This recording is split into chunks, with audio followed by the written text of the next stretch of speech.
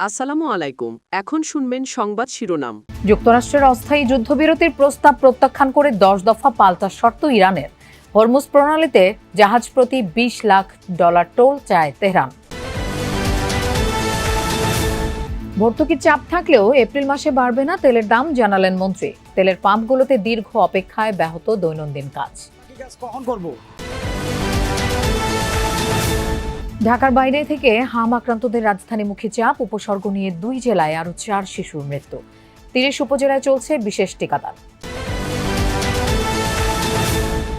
জুলাই হত্যা মামলায় গ্রেফতার সাবেক speaker doctor Shirin Sharmin Chowdhury. DB কার্যালয়ে জিজ্ঞাসাবাদ শেষে আজই তোলা হতে পারে আদালতে। এতক্ষণ শুনছিলেন সংবাদ শিরোনাম, এবার বিস্তারিত। জুলাই আন্দোলনে চট্টগ্রামের ছাত্রদল নেতা ওয়াসিম সহ 6 জনকে হত্যায় অভিযোগ আমলে নিয়ে পলাতক হাসান মাহমুদ নওফেল, আজম নাসির সহ 18 জনের বিরুদ্ধে গ্রেফতারি পরোয়ানা জারি করেছেন ট্রাইব্যুনাল 2। সোমবার আন্তর্জাতিক অপরাধ ট্রাইব্যুনাল 2 এই আদেশ দেন। মামলায় সাবেক মন্ত্রী হাসান মাহমুদ, সাবেক এমপি ABM ফজলে করিম চৌধুরী সহ 22 জনের বিরুদ্ধে পৃথক 3টি অভিযোগ আমলে নেওয়া হয়। তাদের বিরুদ্ধে হত্যা, উস্কানি ও প্ররোচনার অভিযোগ আনা হয়। এর আগে গত 5 এপ্রিল ট্রাইব্যুনালে অভিযোগ দাখিল করে প্রসিকিউশন।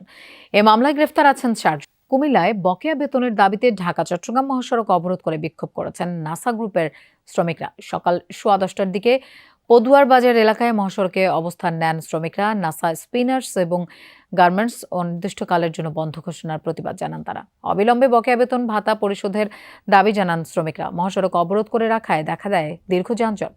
এতে চরম ভোগান্তি পোহাতে হয় যাত্রী ও পরিবহন শ্রমিকদের।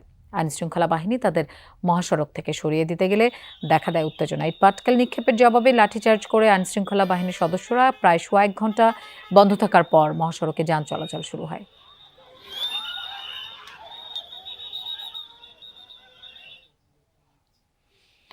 চট্টগ্রাম শহরের সব সড়ক অলিগলি যেন তারের জঞ্জাল।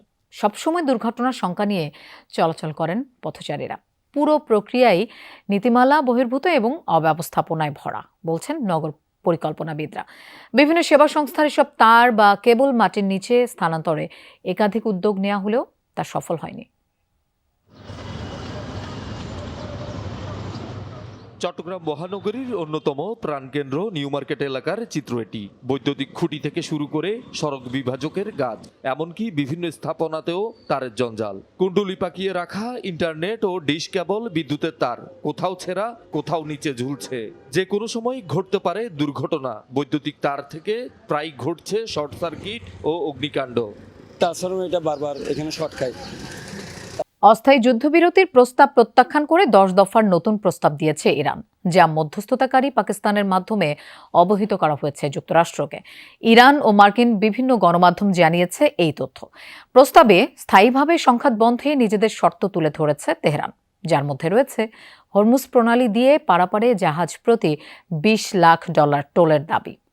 সোমবার যুক্তরাষ্ট্রের 45 দিনের যুদ্ধবিরতির প্রস্তাবের আনুষ্ঠানিক প্রতিক্রিয়া জানিয়েছে ইরান। প্রত্যাখ্যান করেছে অস্থায়ী সংঘাত বন্ধের পরিকল্পনা। মধ্যস্থতাকারী পাকিস্তানের মাধ্যমে পাঠিয়েছে পাল্টা 10 দফা প্রস্তাব, যাতে তুলে ধরা হয়েছে নিজেদের শর্ত। কি আছে তেহরানের প্রস্তাবে? সাময়িক নয়, স্থায়ীভাবে যুদ্ধবন্ধ চায় তেহরান। ইরান আর হামলার শিকার হবে না, দিতে হবে সেই গ্যারান্টি। হিজবুল্লাহর ওপর হামলা বন্ধের দাবিও জানিয়েছে। রয়েছে তেহরানের ওপর থেকে সব নিষেধাজ্ঞা প্রত্যাহারের শর্ত। সবচেয়ে আলোচিত বিষয় হরমুজ প্রণালী ইস্যুতেও তুলে ধরা হয়েছে স্পষ্ট দাবি দেওয়া। বলা হয়েছে হরমুজ প্রণালী পাড়ির জন্য জাহাজ প্রতি $20 লাখ টোল দিতে হবে। আরেক প্রান্তে থাকা ওমানের সাথে ভাগাভাগি করা হবে এই অর্থ। নিজেদের শেয়ারের অংশ ক্ষতিগ্রস্ত অবকাঠামো সংস্কারে ব্যয় করবে ইরান। বিস্তারিত না জানালেও তেহরানের প্রস্তাব সন্তোষজনক নয় বলে মন্তব্য করেছেন মার্কিন প্রেসিডেন্ট ডোনাল্ড ট্রাম্প। তারা একটি প্রস্তাব তৈরি করেছে, সুনির্দিষ্ট প্রস্তাব। এটা গুরুত্বপূর্ণ পদক্ষেপ, তবে যথেষ্ট ও ভালো নয়। যুদ্ধ খুব দ্রুত শেষ হতো যদি তারা জানতো কি করতে হবে।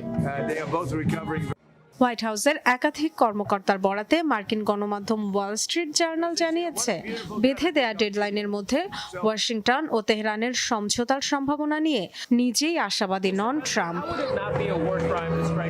Dorothy Tasrin, Jamuna news. যুদ্ধবন্ধে আলোচনার মধ্যেই মধ্যপ্রাচ্যে চলছে পাল্টাপাল্টি হামলা। ইরানের রাজধানী তেহরানে দফায় দফায় শোনা গেছে ব্যাপক বিস্ফোরণের আওয়াজ। মেহরাবাদ সহ 3টি বিমানবন্দরে হয়েছে হামলা। আগ্রাসনের শিকার দেশটির বৃহত্তম পেট্রোকেমিক্যাল স্থাপনা। এছাড়া কাশান, কোনারাক, উর্মিয়া ও খোয় শহরেও হয়েছে জোরদার হামলা। যুক্তরাষ্ট্র ইসরায়েলের যৌথ হামলায় নিহত হয়েছেন আইআরজিসির গোয়েন্দা প্রধান মাজিদ খাদেমি। জেনারেল হত্যার প্রতিশোধ নেয়ার হুঁশিয়ারি দিয়েছে তেহরান। পাল্টা জবাব দিয়ে যাচ্ছে তেহরানও। ইসরায়েলে একের পর এক মিসাইল ছুড়েছে আইআরজিসি। আবারও হামলা চালিয়েছে হাইফাতে। সৌদি আরব ও বাহরাইন সহ উপসাগরীয় কয়েকটি দেশেও চালিয়েছে হামলা। মার্কিন সংবাদ মাধ্যম সিবিএস নিউজ জানিয়েছে, সোমবার রাতে কুয়েতের একটি বিমান ঘাঁটিতে ইরানের ড্রোন হামলায় আহত হয়েছেন 15 মার্কিন নাগরিক। এবার ইরানের রেল নেটওয়ার্কে হামলার প্রস্তুতি নিচ্ছে ইসরায়েল। সাধারণ ইরানিদের ট্রেন ও রেললাইন এড়িয়ে চলার সতর্কবার্তা দিয়েছে দেশটি। সামাজিক মাধ্যম এক্সে দেয়া পোস্টে ইসরায়েলের সামরিক বাহিনী আইডিএফ এক বিবৃতিতে ইরানের নাগরিকদের স্থানীয় সময় রাত 9টা পর্যন্ত ট্রেনে না চলাচল করতে সতর্ক করেছে। নিজেদের নিরাপত্তার স্বার্থে এই পদক্ষেপ নেওয়ার নির্দেশনা তাদের। ফার্সি ভাষায় দেয়া পোস্টে উল্লেখ করা হয়, ট্রেন ও রেললাইনে ইরানিদের উপস্থিতি তাদের জীবন ঝুঁকিতে ফেলবে। কাটছেই না জ্বালানি তেলের সংকট। পাম্পগুলোতে আজও যানবাহনের দীর্ঘ সারি। 2 থেকে 3 লিটার তেল নিতে অপেক্ষা করতে হয় কয়েক ঘন্টা।